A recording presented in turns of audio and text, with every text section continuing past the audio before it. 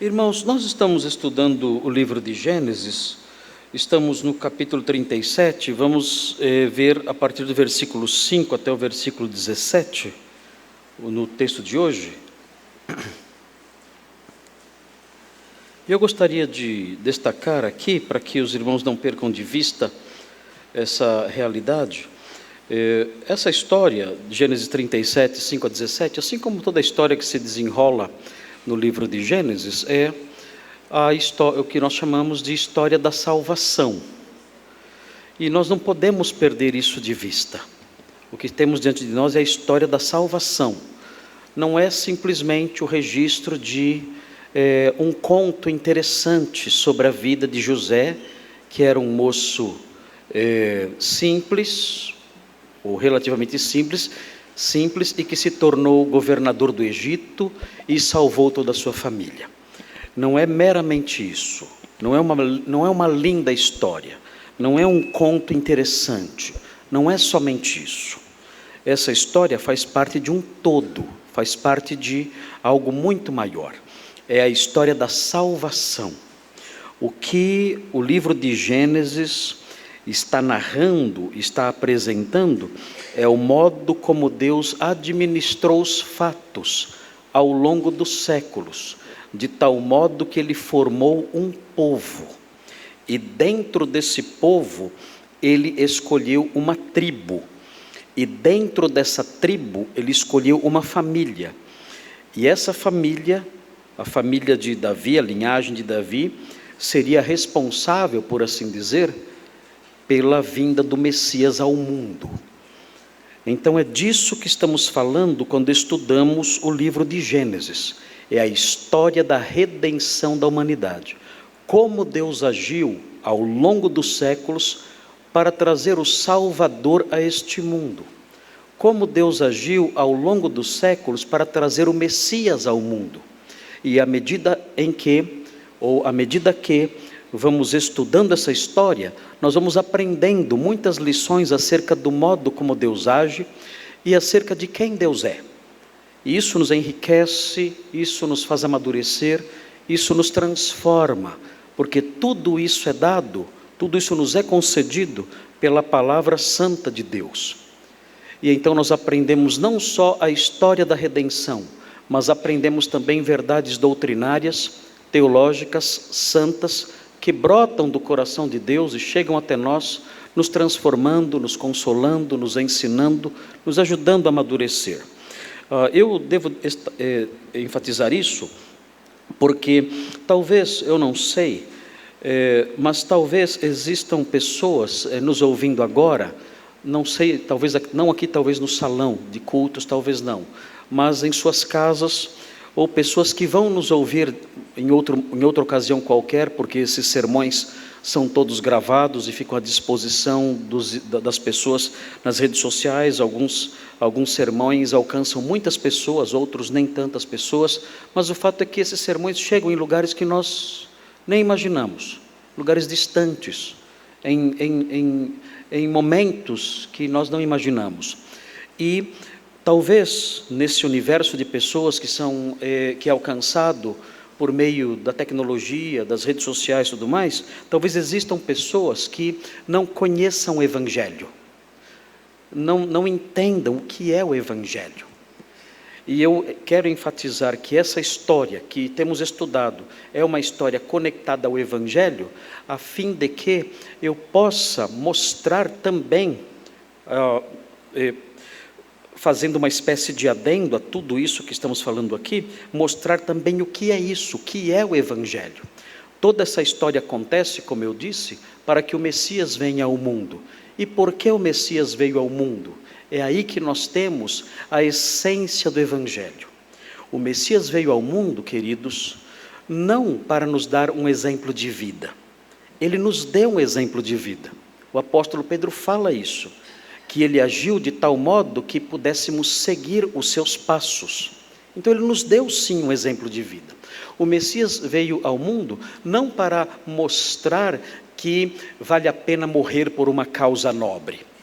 Ele não veio ao mundo para nos ensinar a sermos gentis e perdoadores. Todas essas coisas podem até ser verdade no que diz respeito ao Messias, mas o Messias veio ao mundo para dar a sua vida em resgate de muitos. A Bíblia diz, e é fundamental que cada ser humano que passa por esse mundo, na sua curta jornada da vida, entenda isso. Ninguém pode passar por este mundo sem entender isso. Ninguém pode partir para a eternidade sem entender isso. A Bíblia diz, numa frase simples e clara como o dia, ela diz que todos pecaram, todos. Cada ser humano que nasce nesse mundo é um pecador. Você não se torna pecador com o passar do tempo. Você não se torna pecador quando você cresce um pouquinho e toma decisões erradas na sua vida. Não. A Bíblia diz que todos são pecadores, que nós nascemos no pecado, que nós nascemos na iniquidade, que nós herdamos o pecado dos nossos ancestrais, que nós herdamos a culpa de Adão. Todos, portanto, são pecadores, quer façam o bem, quer façam o mal. Todos somos pecadores, não há justo, diz o apóstolo Paulo, nenhum sequer, nenhum justo há sobre a face da terra, nunca existiu exceto um. E nós aprendemos isso nas Escrituras e aprendemos algo mais. A mensagem do Evangelho acrescenta a isso uma informação ainda mais grave e triste. O Evangelho afirma, a mensagem do Evangelho afirma que todos são pecadores e por causa disso todos estão destituídos, privados, afastados da glória de Deus. Ou seja, em si mesmo o homem não tem a menor esperança de salvação e de vida eterna. A menor esperança de salvação e de vida eterna. Todos pecaram e estão destituídos da glória de Deus. Essa é a condição espiritual do ser humano. Ele pode ser simpático, ele pode ser muito educado, ele pode ser um trabalhador exemplar, ele pode ser um bom amigo, um bom marido, uma boa esposa, um bom filho, um bom pai, uma boa mãe. Ele pode ter intenções maravilhosas no seu coração e ideais legítimos e louváveis. Tudo isso pode ser verdade acerca dele. Nós conhecemos muitas pessoas assim, entre os nossos amigos e os nossos parentes. Não há dúvida disso.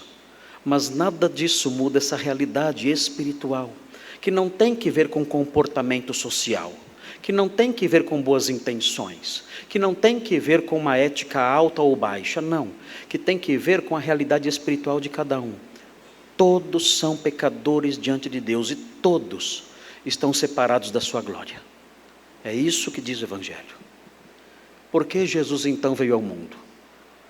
Porque sendo homem alvo de condenação, Jesus veio ao mundo enviado pelo Pai.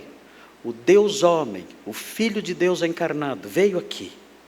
Ele veio aqui para tomar o nosso lugar na aplicação da pena. Nós estávamos condenados. E ele veio aqui e tomou o nosso lugar no momento da aplicação da pena. Ele assumiu as nossas culpas, assumiu a nossa condenação e sofreu a execução da nossa pena em nosso lugar. É por isso que nós dizemos que a morte de Jesus foi vicária, foi substitutiva, porque ele morreu em lugar do pecador. É o inocente morrendo no lugar dos culpados. E alguém pode perguntar: e de que modo isso me beneficia? Como eu posso ser beneficiado por essa substituição tão maravilhosa, amorosa e santa? O que eu devo fazer para que essa substituição do Filho de Deus seja aplicada a mim? E é aí que nasce o Evangelho. É aí que o Evangelho propriamente dito se levanta. e se demonstra e aparece em todo o seu brilho, toda a sua beleza e todo o seu fulgor. Eu posso ser beneficiado por essa santa substituição simplesmente crendo nele. Crendo nele de tal forma que essa fé diga assim: Senhor, eu sou um pecador e eu aprendi isso hoje. Eu sou um pecador, estou separado do Senhor, mas eu creio no seu Filho e eu invoco o seu nome. A sua palavra diz isso: todo aquele que invocar o nome do Senhor será salvo. Eu creio em Jesus, eu invoco o seu nome. Salva-me, perdoa-me, transforma-me, remove a minha culpa, aplica a mim os benefícios da morte substitutiva de Jesus, aplica a mim pela fé, eu creio nele. A Bíblia diz que quem crê dessa forma, quem crê ao ponto de invocá-lo, quem crê ao ponto de depositar nele a sua confiança de vida eterna, essa pessoa é salva. Esse é o Evangelho. E o que temos estudado aqui no livro de Gênesis é a história de como Deus providenciou tudo isso ao longo das eras. Então não sei se você está aqui, ou se você está me ouvindo em sua casa, ou se você está ouvindo em algum outro momento qualquer, depois de fim deste culto, em alguma outra época, algum outro dia, não sei, e você não é um crente. É necessário que você conheça essas coisas e considere essas coisas com muita seriedade no seu coração. Porque o tempo para se curvar diante disso e receber o Salvador é hoje. Não há uma oportunidade depois desta vida. O tempo para receber o Salvador, crer nele e viver para ele e desfrutar da sua salvação é agora.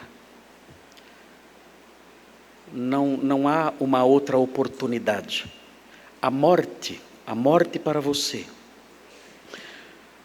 pode ser um rio que você atravessa com alguma dificuldade, mas chega numa belíssima cidade.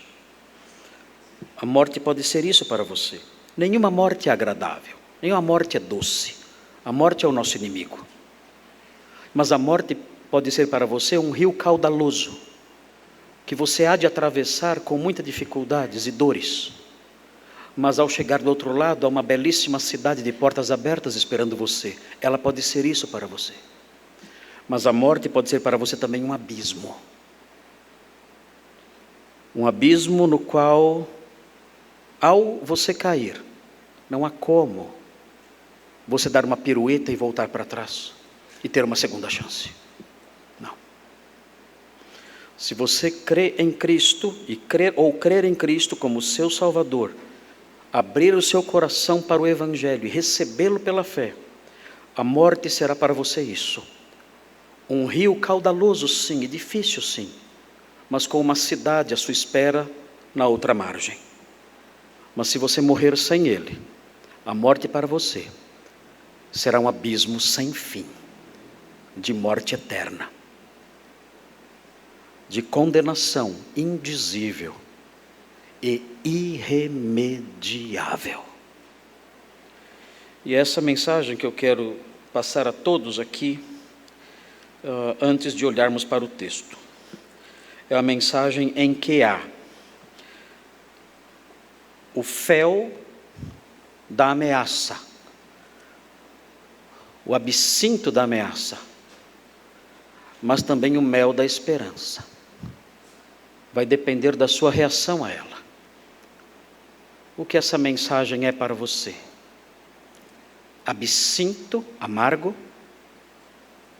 de medo, de pavor e de ameaça, a ponto de você tapar seus ouvidos e dizer: eu não quero nunca mais ouvir isso na minha vida?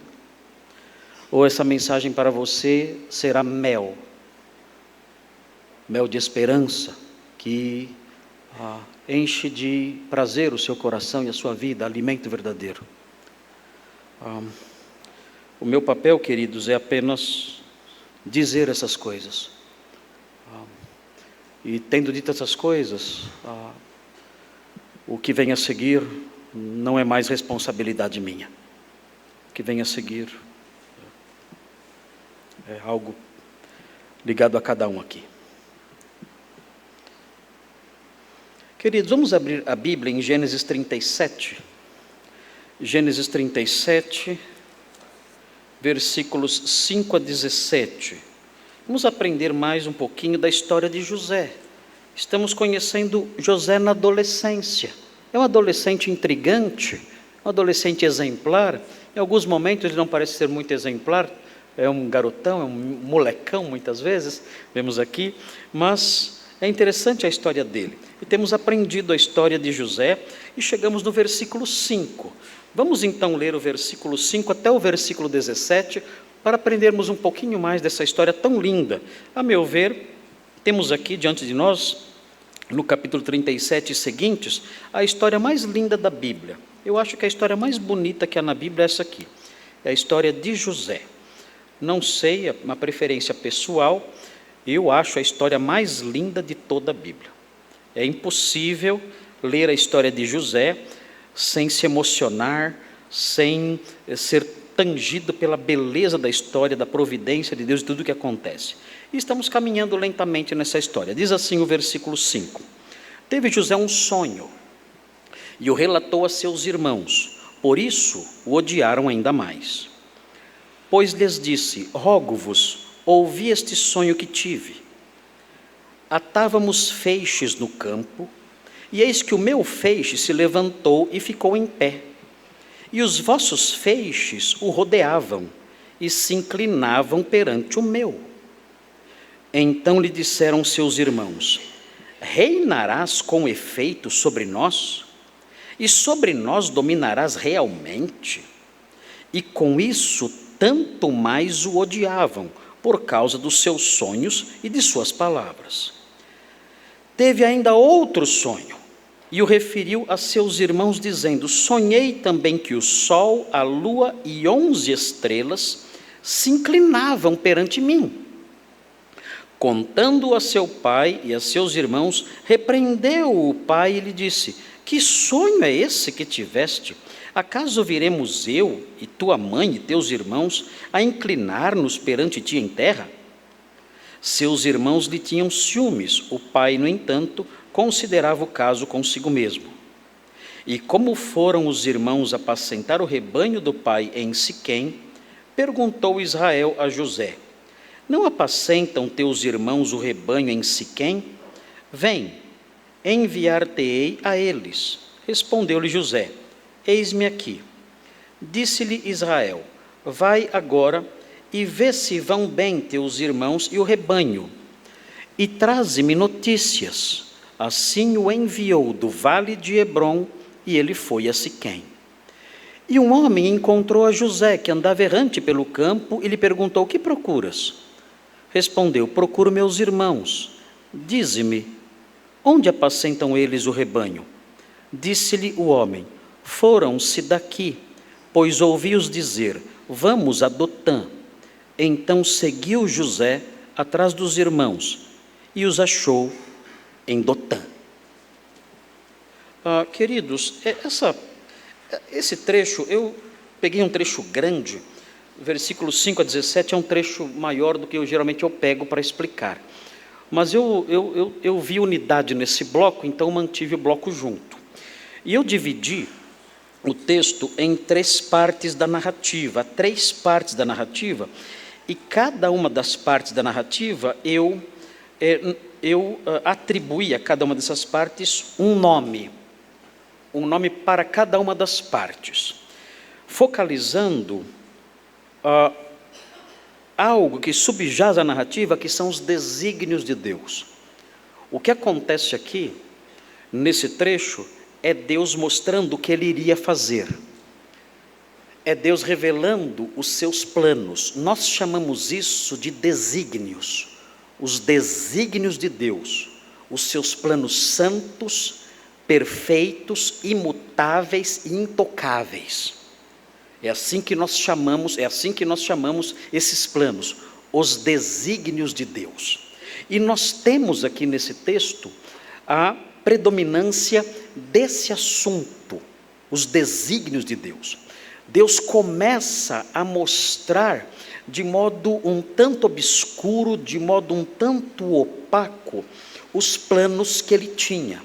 Os personagens da história não entendem com clareza esses planos, e eles reagem das mais variadas formas, mas o que é interessante observar é que esse plano não somente é revelado, mas ele também é posto em movimento, e é muito importante observar isso na história, porque nós aprendemos a partir desse bloco, dessa perícope, como é tecnicamente chamado, essas porções de textos, nós aprendemos que Deus não somente planeja e desenha as coisas, mas Ele próprio também as executa. Ele não é somente o engenheiro, o desenhista, Ele é também o empreiteiro que executa a obra. E é interessante observar isso aqui.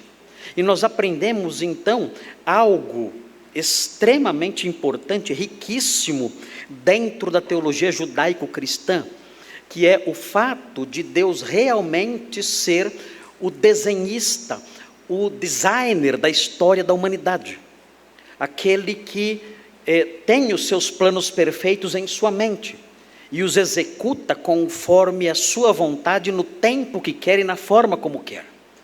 E nós percebemos isso nas diversas partes dessa narrativa. Nos versículos 5 a 8, observem os versículos 5 a 8, eu coloquei como título dessa pequena subdivisão o seguinte: o desígnio de Deus entra em fase de revelação. Esse é o título que eu, nos meus preparos, decidi dar para essa pequena porção que abrange os versículos 5 a 8. Se os irmãos olharem os versículos 5 a 8, verão isso. O desígnio de Deus entra numa fase de revelação. Agora notem bem, isso aconteceu na história de José. Isso não significa que Deus sempre revela os seus desígnios. Você não pode sonhar e achar que isso é revelação de desígnio de Deus. Eu já tive vários sonhos, e graças a Deus não era desígnio nenhum. E você também vai ter vários sonhos. Isso não significa que cada sonho que você tem na sua santa vida é uma revelação dos propósitos de Deus para você. Não são. Geralmente os sonhos são apenas pensamentos que nós temos dormindo. E os pensamentos que nós temos dormindo, eu não confiaria muito neles. Aliás, eu não confiaria nem nos pensamentos que nós temos acordados. Então é bom tomar muito cuidado com isso. Você não pode achar que porque você sonhou alguma coisa, Deus está falando com você. Nós aprendemos no livro de Hebreus o seguinte, no primeiro versículo, diz assim: tendo Deus outrora falado, muitas vezes e de muitas maneiras aos pais. Ou seja, o autor de Hebreus situa essa ação de Deus de revelar-se ao homem, muitas vezes e de muitas maneiras, incluindo sonhos, aos tempos de outrora. Tendo Deus outrora falado aos pais, pelos profetas, ele prossegue então a sua carta. Então é importante observar isso. O que temos aqui é a revelação dos desígnios de Deus naqueles dias. E à luz de Hebreus nós aprendemos que era assim que Deus agia naquele tempo. Se nós quisermos conhecer a vontade de Deus, os desígnios de Deus, nós teremos uma chance muito grande de falharmos. Porque Deus não revela os seus desígnios para a nossa vida particular. Isso pode nos deixar inseguros, mas é isso que nos ajuda a viver pela fé. O que Deus revela para nós é a sua vontade moral. Há um texto que é muito citado, e geralmente citado de forma errada, que é o texto de Romanos 12, que diz que nós não devemos nos conformar com este mundo. O texto fala que, agindo assim, se nós não nos conformarmos com este mundo, nós vamos experimentar a boa, agradável e perfeita vontade de Deus. E então as pessoas pensam que, se nós nos ajustarmos a uma vida cristã exemplar, então nós conheceremos a vontade decretada de Deus. Mas esse texto não diz nada disso. Esse texto diz que nós não devemos nos conformar com este mundo, e assim nós provaremos, ao não nos conformarmos com este mundo, nós provaremos, nós experimentaremos e vivenciaremos a vontade moral de Deus para as nossas vidas. Se eu quiser fazer a vontade moral de Deus na minha vida, se eu quiser ajustar a minha vida à forma como Deus quer que eu viva, então eu não devo me conformar com este mundo. Aquele texto de Romanos 12 não fala nada sobre descobrir desígnios de Deus. Nós, nesse campo, o Senhor nos deixou meio que às escuras. Nós não sabemos os planos de Deus para nós. Quando os irmãos ouvem pregadores dizendo 2025 será um ano de vitórias, isso é por conta deles. 2025 pode ser um péssimo ano para você.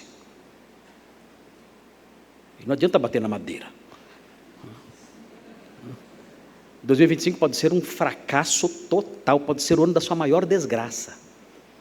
E fazer declarações otimistas não muda nada. Nós não temos poder de mudar a história, os decretos, os desígnios de Deus, nada disso.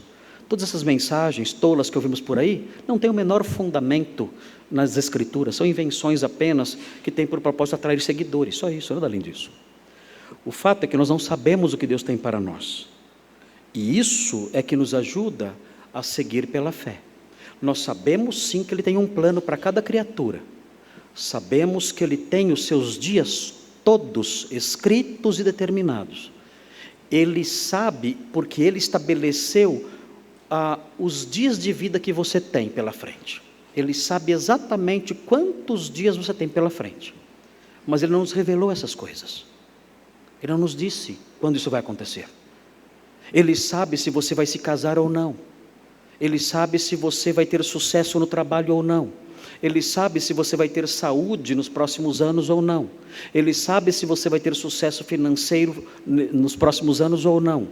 Ele sabe se o seu coração vai ser repleto de alegria nos próximos anos ou não. Ele sabe disso tudo porque Ele determinou isso tudo, por razões que nós não conhecemos, por razões que estão escondidas a nós, mas Ele não nos revela essas coisas. Ele nos deixa no escuro nesse campo. E por que Ele nos deixa no escuro? Ele nos deixa no escuro para que nós aprendamos a depender, a confiar, para que nós aprendamos a viver pela fé, sabendo: Senhor, a minha vida está nas Suas mãos, venha o que vier, eu estou aqui, estou pronto, eu vou servi-lo, seja nas situações difíceis, seja nas situações alegres. Mas notem, nós temos aqui então, nos versículos 5 a 8, algo diferente, algo sui generis. Deus começa a revelar seus desígnios. É algo raro isso, algo especialíssimo isso. E Ele faz isso de uma forma um tanto enigmática. Observem, diz assim o versículo 5: teve José um sonho e o relatou a seus irmãos. Por que ele fez isso? Eu não entendo esse garoto. Você consegue entender? A única explicação para isso que ele fez aqui é o fato de ele ser um adolescente. Porque, queridos, o significado do sonho, eu não preciso ser nenhuma mãe de Ná, eu não preciso ser nenhum gênio para perceber o significado disso que ele vai contar para eles. É algo óbvio. Os seus feixes se curvando diante do meu feixe. Eu não preciso ser um gênio para perceber o significado de algo assim. Eu não preciso fazer grandes consultas a pessoas sábias para descobrir o significado de um sonho como esse. Mas ele vai e conta para os seus irmãos. Ele não sabia que seus irmãos tinham raiva dele? Ou será que ele fez isso porque sabia que eles tinham raiva dele? Adolescente faz isso, não faz? Não faz? Olha o que eu ganhei. Não? Talvez seja isso, não sabemos. Ou talvez ele realmente é um moço ingênuo demais. Na realidade, você pode sim olhar José aqui como alguém que é um adolescente provocador. Mas, dentro do ambiente geral do texto, não é isso que aflora. O que aflora no ambiente geral do texto, eu vou mostrar isso para os irmãos no momento oportuno. No ambiente geral do texto, o que aflora é a figura de um moço realmente ingênuo, de um moço realmente simples. Talvez José não, na sua simplicidade, na sua bondade, sendo ali um moço realmente ingênuo, não tenha percebido o quanto seus irmãos o odiavam, mesmo seus irmãos tratando-o tão mal. E ele então se aproxima deles, alegre, faceiro, dizendo: olha que sonho bonito que eu tive. E diz, o texto fala que por isso o odiaram ainda mais.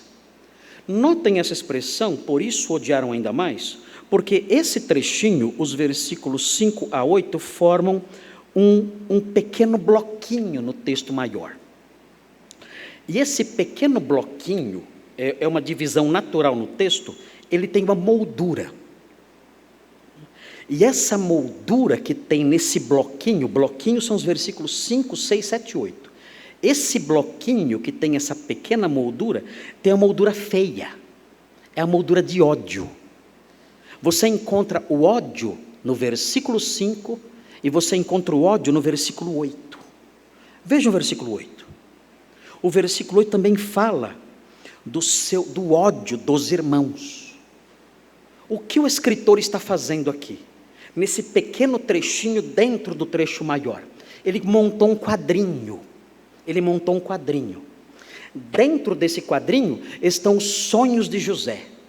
Mas esse quadrinho está dentro de uma moldura literária. E que moldura é essa? O ódio dos irmãos.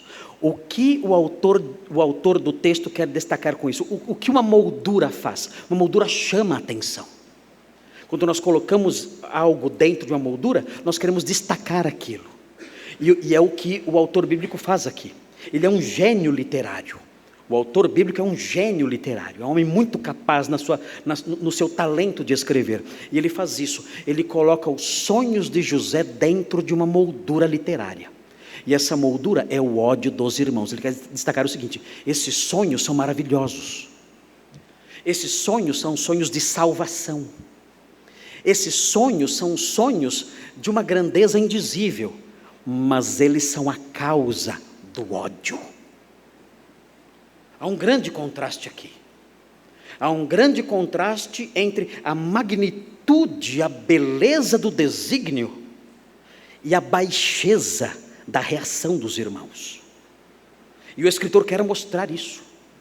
Olha a diferença entre o quadro e a moldura. O quadro é lindo, grandioso. É o desígnio de Deus se desenrolando.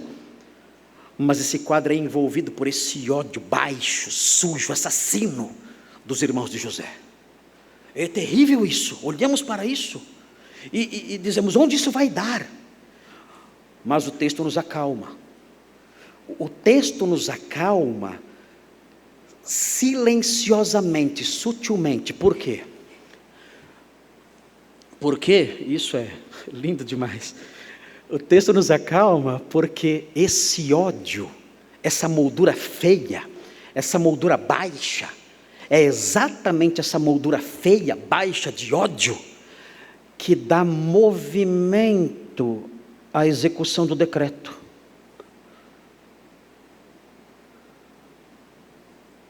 José seria governador sem o ódio dos irmãos? José iria para o Egito sem o ódio dos irmãos? Queridos, é como se Deus pegasse o material da moldura e transformasse esse material em algo útil. Deus usa a ira humana. Deus usa pasmem, Deus usa o pecado humano. Ele usa. E nós ficamos assustados com isso, Senhor. Mas Deus usa o pecado humano para realizar seus decretos. E isso deixou os teólogos tão perplexos no passado, dizendo: como ele pode pôr as mãos em materiais tão imundos e não se sujar? Como Deus pode usar o pecado humano e coisas tão baixas e sujas, Ele pode usar isso para realizar seus desígnios e não se sujar? E os irmãos sabem qual foi a resposta dos teólogos ao longo dos séculos? Resposta: Ele faz isso de um jeito que nós não sabemos explicar. Bom, se os maiores teólogos da história do mundo não souberam explicar, não é o Marcos Granconato que vai explicar isso aqui. Eu sei que há teólogos da internet que explicam. Conheço vários. Vários teólogos da internet explicam tudo isso. Mas os teólogos de verdade, eles dizem: olha, nós não temos informações na Bíblia de como Deus faz isso. Como Deus é capaz de usar o pecado humano para realizar seus desígnios sem se sujar. Como Ele pôde usar o pecado de Caifás, o pecado de Pilatos, como Ele pôde usar tudo isso para realizar seus planos de salvação, sem sujar as suas mãos. Nós não sabemos, mas Ele faz isso, por caminhos que nós não conseguimos compreender. O texto então, prossegue dizendo, nós temos aqui o primeiro elemento da moldura, o ódio dos irmãos. O segundo elemento embaixo está no versículo 8, e isso destaca esse contraste. Mas Deus vai usar essa moldura suja, feia, baixa, para dar andamento aos seus decretos. Estamos aqui apenas na fase de revelação ainda. O texto prossegue. Diz assim o versículo 6. Pois lhes disse: rogo-vos, ouvi este sonho que tive. Naqueles tempos, os sonhos despertavam certa curiosidade, até porque os ancestrais dos israelitas, eles tinham conhecido certas histórias ligadas a sonhos. Jacó teve um sonho em Betel. Labão teve um sonho quando perseguia Jacó. Abimeleque teve um sonho quando ele tomou Sara por mulher. Então os sonhos despertavam certa curiosidade. Talvez por causa disso, os irmãos de José se dispuseram a ouvi-lo. Ele pediu que eles ouvissem e ele se dispõe a ouvir. E ele diz: atávamos feixes no campo. Os irmãos de José não eram lavradores, eles eram pastores, eles cuidavam de animais. Mas nós percebemos na história pregressa, quando eles estavam em Harã, nós aprendemos que Rúben, por exemplo, na época da colheita de trigo, ele saiu ao campo e ele encontrou mandrágoras e trouxe para sua mãe, para Lia. E a história tem ali seu andamento e tudo mais, não vem ao caso agora. Mas é interessante notar, parece que o Rúben tinha envolvimento com o trabalho agrícola também quando jovem. E é possível que esses homens, esses pastores, também realizavam eventualmente alguma atividade agrícola. E o texto fala que José, no seu sonho, viu os seus irmãos e ele atando feixes, talvez feixes de trigo. E eles colhiam o trigo em feixes, amarravam esses feixes e certamente colocavam esses feixes deitados ali ao chão. Normal. Depois transportavam isso ali para os seus celeiros ou outros depósitos quaisquer. Mas o que acontece de repente é a personificação de um feixe. Um feixe de trigo se levanta. Isso é algo muito próprio do universo dos sonhos. O feixe se levanta.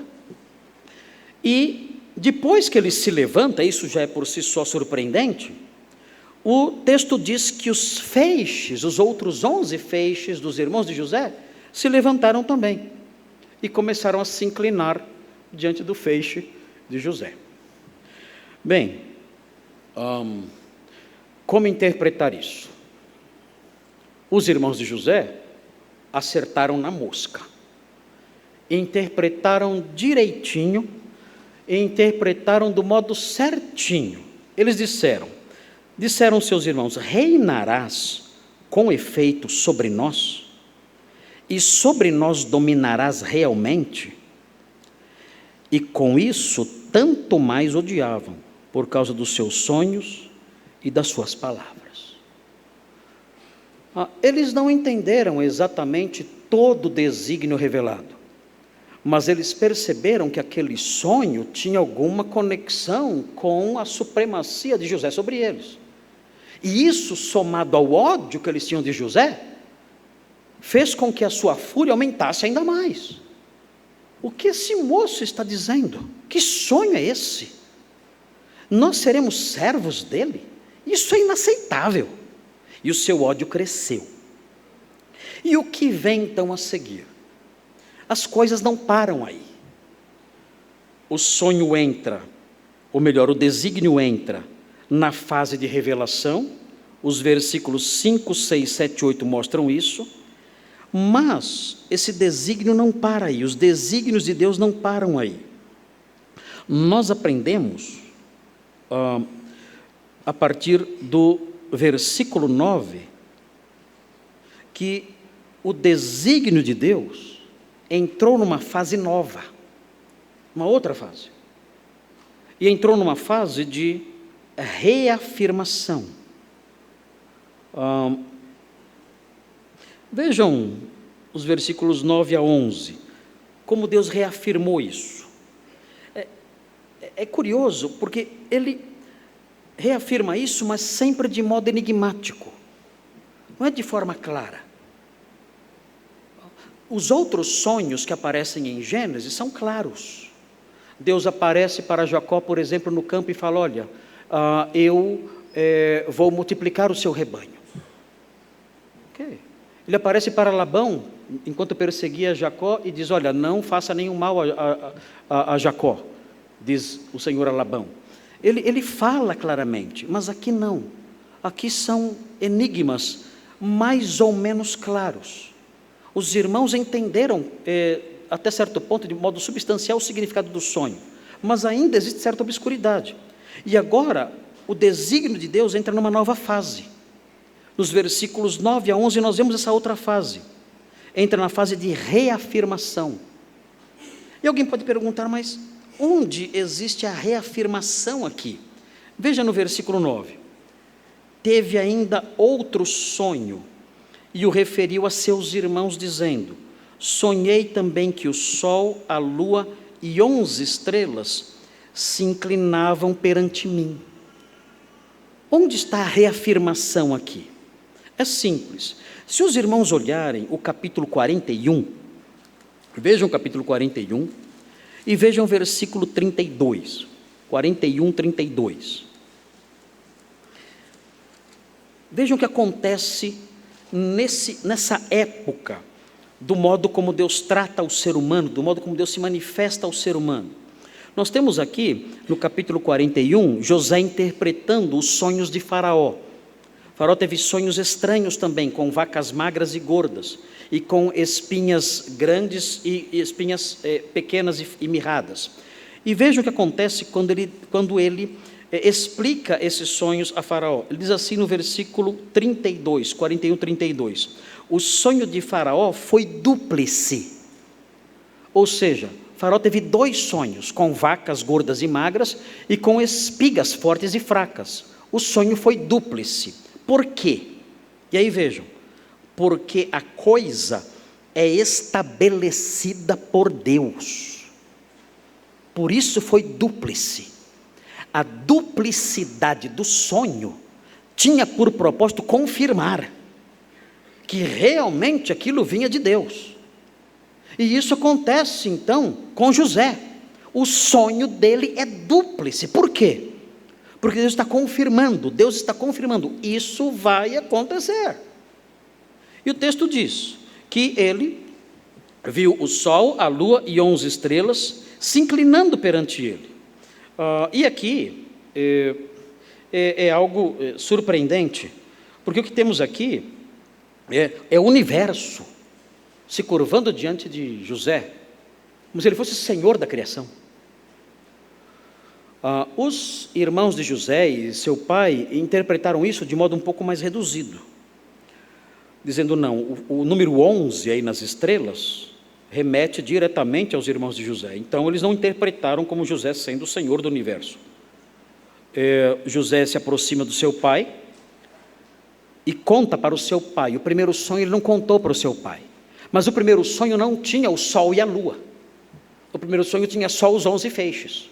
Este sonho envolvia o pai de José e a mãe de José, talvez. E então por isso ele conta ao seu pai. O texto diz: contando a seu pai e a seus irmãos, repreendeu o pai e lhe disse: que sonho é esse que tiveste?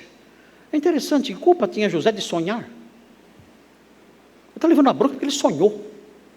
Eu sei de algumas esposas que brigam com seus maridos quando sonham com alguma coisa que eles fizeram de errado. E eles têm que pedir perdão para a esposa, depois de que elas acordam: olha, no sonho você me xingou. Me perdoa por ter te xingado no seu sonho. Eu sei, é verdade isso, não é brincadeira não. Eu sei de casos assim, que a esposa acordou brava no outro dia com o marido e brigou com ele, porque no sonho dela ele fez algo errado. Então parece que é meio semelhante aqui. Jacó chama seu filho e fala: que sonho é esse? Que bobagem é essa? Ele está indignado, talvez não por José ter sonhado, mas pelas implicações, pelas sugestões que aquele sonho trazia.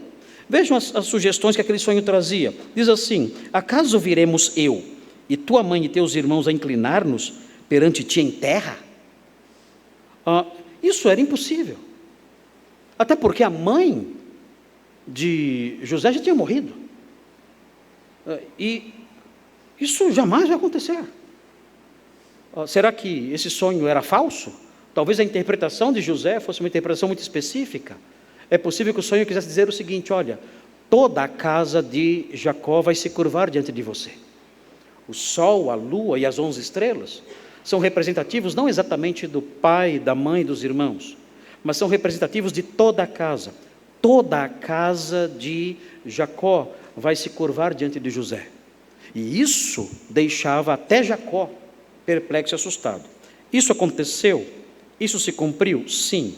Se os irmãos olharem o capítulo 42, já mais adiante no texto, os irmãos vão ver que esses desígnios realmente se confirmaram. Vejam o capítulo 42, versículo 6. Diz assim: José era governador daquela terra. Era ele quem vendia todos os povos da terra. E os irmãos de José vieram e se prostraram rosto em terra perante ele. Aqui a profecia se cumpriu. Os irmãos de José se curvaram diante dele. E isso acontece de novo no capítulo 43, versículo 28, no capítulo 44, versículo 14, no capítulo 50, versículo 18, os irmãos de José sempre comparecendo diante dele e se curvando diante dele. José contou isso para o seu pai, e o versículo 11 diz o seguinte: seus irmãos lhe tinham ciúmes. O pai, no entanto, considerava o caso consigo mesmo. Por quê? Porque Jacó, ao ouvir essas coisas, ficou pensativo e levou isso a sério. Jacó levou isso a sério porque ele próprio tinha sido objeto de algo semelhante. No capítulo 25 de Gênesis, no versículo 23, nós vemos isso. 25, 23 diz assim: quando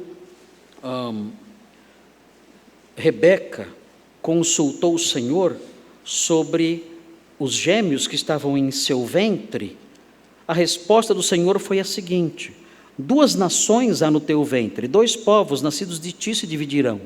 Um povo será mais forte que o outro, e o mais velho servirá ao mais moço. Então Jacó, ele tinha sido alvo também de revelações de Deus que mostravam que ele teria primazia sobre seu irmão. E ele, ao ver José tendo esses sonhos, ele considerou isso. Será que o mesmo vai acontecer com José? Será que assim como Deus revelou que eu vou governar sobre Esaú, será que José também vai governar sobre seus irmãos? Então ele pensava nessas coisas, levando isso a sério. De qualquer modo, o fato é que o segundo sonho de José é um sonho que reafirma o desígnio de Deus. Isso vai acontecer. José, um dia, diante dele, seus irmãos vão se prostrar. E não somente seus irmãos, mas toda a sua família, toda a casa de seu pai, um dia vai se curvar diante dele.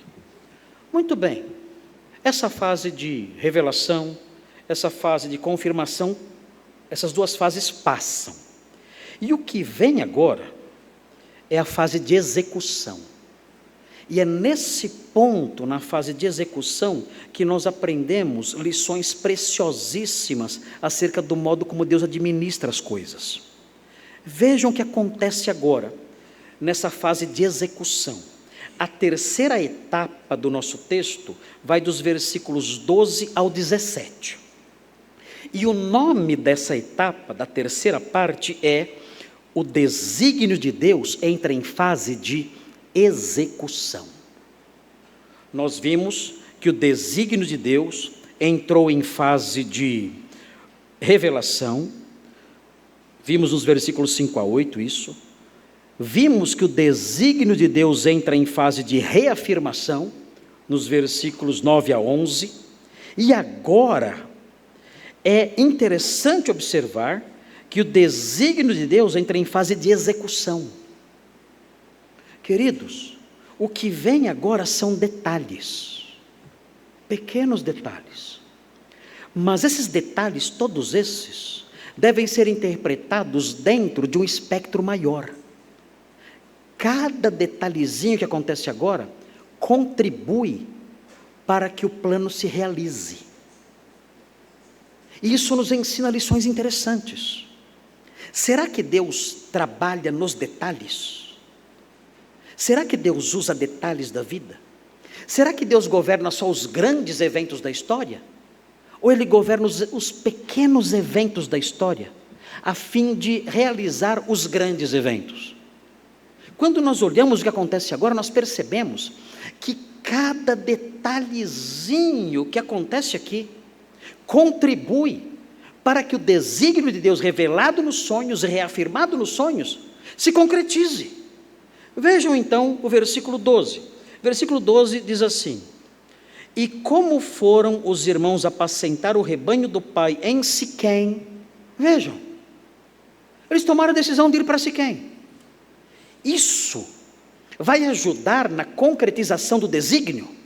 Sim. Eles confabularam entre si dizendo: vamos a Siquém apacentar os rebanhos ali. Os irmãos sabem, Siquém tinha sido o local onde eles tinham praticado uma chacina. Era um lugar, a rigor, um lugar perigoso.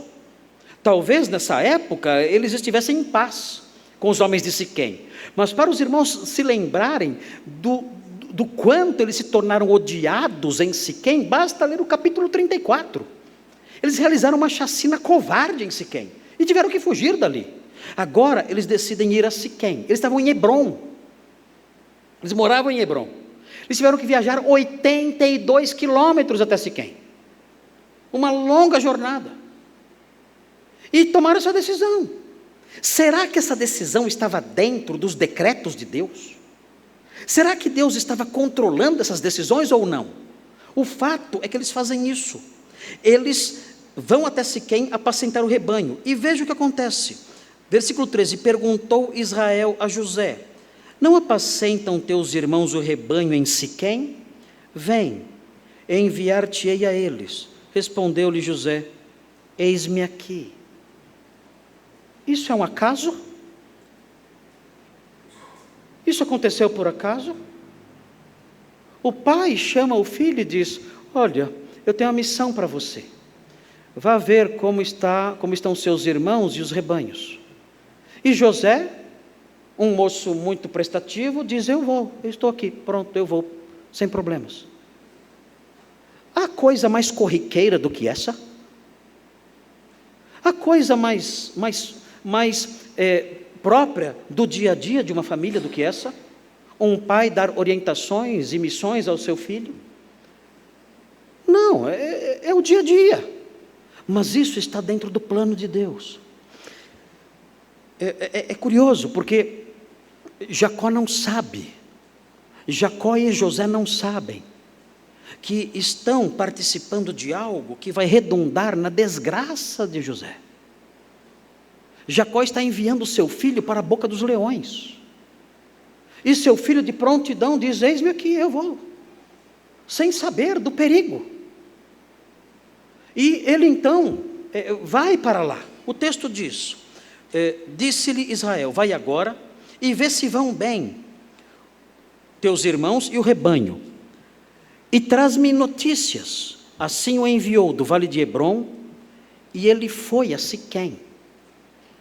Tudo isso faz parte do plano.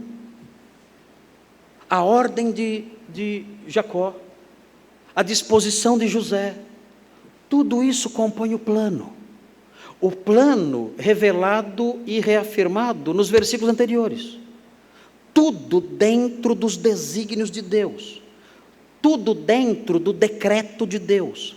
Detalhes da vida acontecendo sem que os personagens saibam, mas tudo acontecendo de tal modo que o plano de Deus vai sendo executado. Veja o que acontece a seguir. E aqui o autor bíblico mostra quanto José era realmente ingênuo, como eu disse no começo. Era um moço simples, um moço indefeso, um moço ingênuo. O texto diz: e um homem encontrou a José, que andava errante pelo campo. Dá até dó isso aqui. José se perdeu. Era adolescente. Chegou em Siquém e não achava seus irmãos. Ele poderia ter voltado, mas ele não quer voltar. Ele é obediente, ele quer obedecer seu pai. Ele começa então a zanzar pelo campo. Oncotô. Se ele fosse mineiro, falaria assim, né? Oncotô, proncovô. Perdido ali, sem saber que rumo tomar, não sabe para onde vai. É um jovenzinho indefeso, no campo. Não sabe que rumo tomar, não quer voltar para casa, porque não cumpriu sua missão ainda. E fica ali zanzando pelo campo, perdido. Esse texto não está aqui por acaso, não é um detalhe apenas. Esse texto quer mostrar o quanto José era vulnerável e simples. E isso agrava a culpa dos irmãos. Isso torna o crime dos irmãos ainda mais grave. Aquele homem vê José ali, aquele jovenzinho ali perdido, e se aproxima. Percebe que ele está perdido. E lhe pergunta: quem você está procurando? Agora vejam, esse homem está ali por acaso? Esse homem está ali de forma aleatória? Claro que não. Esse homem foi colocado ali. O Senhor, na realização dos seus desígnios, colocou aquele homem ali. E aquele homem então diz o seguinte: que procuras? E respondeu José: procuro meus irmãos. Dize-me, onde apacentam eles o rebanho? Disse-lhe o homem: foram-se daqui, pois ouvi-os dizer: vamos a Dotã. Ele ouviu por acaso? Ele viu os irmãos de José e ouviu eles conversando por acaso? Não. Cada detalhe dessa história, cada pequena linha dessa história está debaixo do controle de Deus. Deus quer levar José a Dotã. Deus quer que José encontre seus irmãos longe do seu pai. Deus quer que José seja vendido como escravo. Deus quer fazer isso, é o plano dele. E ele vai fazer isso, e ele usa cada detalhe da história para que isso aconteça. O texto diz, vamos a Dotã, foi a resposta deles, ou seja, mais 24 quilômetros ao norte. José viajou mais 24 quilômetros ao norte, uma longa jornada, mais de 100 quilômetros da sua casa. E o texto diz: então seguiu José atrás dos irmãos, e os achou em Dotã. Chegou em Dotã. Tudo isso que acontece aqui mostra a soberania de Deus no controle de toda essa história. E aqui eu quero encerrar a explicação desse trecho, destacando algo que brota da passagem, que é o seguinte, e que deve ser útil para a nossa vida. Deus não protegeu José. Deus não protegeu José. Pelo contrário, ele enviou José para a boca dos leões. E tudo que Deus fez, cada detalhezinho, contribuiu para isso, para que José fosse diretamente para a boca dos leões. É o silêncio de Deus. É o modo como Ele age muitas vezes. Muitas vezes Deus não nos protege. Muitas vezes Deus tem outros planos para nós. Quando nós lemos a história de José, nós entendemos o que Deus tinha em mente. Mas pode acontecer de Deus não nos proteger e nós sofrermos perdas e violências e maldades indizíveis e partirmos desta vida sem jamais entender por quê.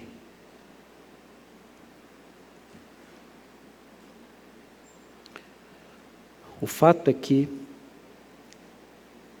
no afã de realizar os seus desígnios, no afã de realizar os seus planos, Deus muitas vezes pode, em vez de proteger você, enviar você para a boca dos leões. É isso. É isso. E se Ele o fizer, Ele continua sendo sábio, santo, justo e bom. Quer você entenda, quer não. Porque os seus desígnios e os seus planos estão além da nossa compreensão. E muitas vezes, além do nosso conhecimento. Ele pode tirar tudo de mim. Ele pode remover da minha volta a sua proteção. E permitir e até trabalhar ativamente para que eu caminhe alegre, ingênuo e faceiro no rumo da desgraça. Ele pode fazer isso para realizar planos que talvez transcendam até a minha existência, transcendam até a minha vida. Ele pode fazer isso. E pode acontecer de eu partir desta vida sem entender por que Deus agiu assim. Aí, na história de José nós sabemos por quê, mas na nossa história não. E isso pode acontecer conosco. E a história de José mostra que se isso acontece sempre porque Deus tem alvos supremos. E se esses alvos supremos envolvem remover a proteção que está à minha volta, se esses alvos supremos envolvem me deixar na mão de malfeitores, Ele os realizará, ainda que eu não entenda. E viver pela fé significa aceitar isso, aceitar essas coisas, crendo no seguinte: Senhor, eu não sei por que essas calamidades me sobrevieram, eu não sei. Eu não consigo enxergar o fim da história. Assim como José não conseguia enxergar o fim da história, eu também não consigo enxergar. Porque o Senhor trabalhou de tal modo tão favorável aos irmãos de José. Porque tudo aconteceu favorecendo os irmãos de José. Eu encontrei um homem no campo que me indicou o caminho. O meu pai me deu uma missão que me levou até eles. Os midianitas passaram exatamente na hora que estava na mão deles. Porque tudo militou contra mim. José poderia dizer isso. E poderia talvez morrer sem entender. E isso pode acontecer conosco também. De modo que viver pela fé envolve isso. Saber que mesmo nas piores calamidades, o Senhor está no controle. E os seus desígnios, ainda que não sejam conhecidos por nós, são desígnios grandiosos, santos e bons. Quando então nós percebemos a vida dessa forma, a nossa reação diante da calamidade é outra. Nós não perguntamos: Senhor, por quê? Tudo favoreceu o mal. Porque todos os detalhes me levaram por esse caminho de tristeza, de degredo e de sofrimento. Por quê? O Senhor não me protegeu de nada disso. Em vez de agirmos assim, diremos: Senhor, eu sei que o Senhor tem planos que ultrapassam a minha compreensão e o meu conhecimento. Eu sei que os seus planos são grandiosos, inimagináveis, maravilhosos, e eu confio nisso. Então eu louvo ao Senhor. Eu louvo ao Senhor por cada passo que eu dei nesse rumo. Eu louvo ao Senhor por cada detalhe que aconteceu nessa trajetória, sabendo que o Senhor tinha e tem objetivos gloriosos, amorosos, santos e bons. E eu louvo ao Senhor por tudo isso. O autor de Hebreus chama isso de sacrifício de louvor. Você sabe o que é um sacrifício de louvor? É um louvor que você oferece quando algo em você morre. Quando os seus julgamentos do que é bom morrem. Quando as suas percepções do que é bom morrem. E você louva ao Senhor sangrando. Isso é sacrifício de louvor. Não é o louvor no momento em que você conquista as coisas. Não é o louvor no momento em que você tem o livramento. Não, é o contrário.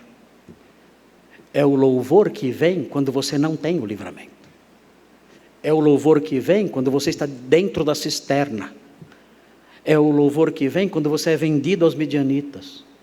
É o louvor que vem quando você é despido da sua túnica. É o louvor em que algo sangra em você. Há um sacrifício acontecendo. Você sente a dor, você padece, você chora, você sente a dor do punhal. Mas você louva. Esse é o sacrifício de louvor. E essas coisas, a história de José, tocam sutilmente nelas, mostrando Deus por trás de detalhes que envolvem a remoção da proteção daquele jovem, mostrando que Deus tinha ideais mais elevados, que transcendiam a compreensão dele. A Bíblia diz que o sacrifício de louvor é fruto de lábios que confessam o seu nome. Só é possível alguém louvar enquanto sangra. Só é possível alguém louvar quando perde. Só é possível alguém louvar quando é despido da sua túnica, quando nasceu de novo, confessando o nome de Jesus, quando tem uma visão diferente da vida, quando aprende a realidade acerca de Deus. Então sim é possível isso acontecer. Louvar ao Senhor por conquistas, por realização de sonhos, isso é fácil, até os incrédulos fazem. Mas o sacrifício de louvor é fruto de lábios que confessam o seu nome. Nós somos crentes instruídos na palavra e aprendemos essas coisas. Temos que aprender isso. Senhor, ensina-me, ajuda-me a te louvar no dia de sol e na noite de chuva. Me ensina a te louvar quando o Senhor me livra do mal e quando o mal me abate. Me ensina a te louvar quando estou feliz, sorrindo e alegre. E me ensina a te louvar quando o seu punhal atravessa o meu coração. Eu quero agir como um crente de verdade, que vê a vida a partir da sua palavra, que interpreta as coisas como alguém que confessa o nome de Jesus, e por causa disso, teve a sua mente transformada. Queridos, não se deixem levar pelas bobagens que são ditas por aí afora. Não se deixem levar por essas coisas. Pode ser que a sua maior desgraça seja parte do plano mais maravilhoso de Deus para a sua vida. Nós não sabemos, nós não sabemos. Temos que confiar, e isso é viver pela fé. Vamos orar. Senhor Deus, muito obrigado por essa história de José. Abençoa cada um de nós na compreensão dessas coisas. Nós tendemos a louvar ao Senhor quando tudo vai bem. E isso é certo, isso é bom, isso é justo, é correto. Mas nós queremos aprender algo além disso. Queremos entender o sentido da expressão sacrifício de louvor. Queremos aprender a louvar ao Senhor quando olhamos para trás e percebemos que o Senhor não nos protegeu. Pelo contrário, o Senhor nos conduziu para o caminho do perigo.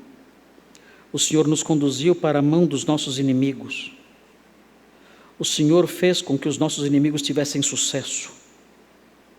Ajuda-nos a louvar ao Senhor nesses momentos também, sabendo que os seus planos ultrapassam o que vemos, sabendo que os seus planos vão além daquilo que percebemos, sabendo que a sua sabedoria é inescrutável.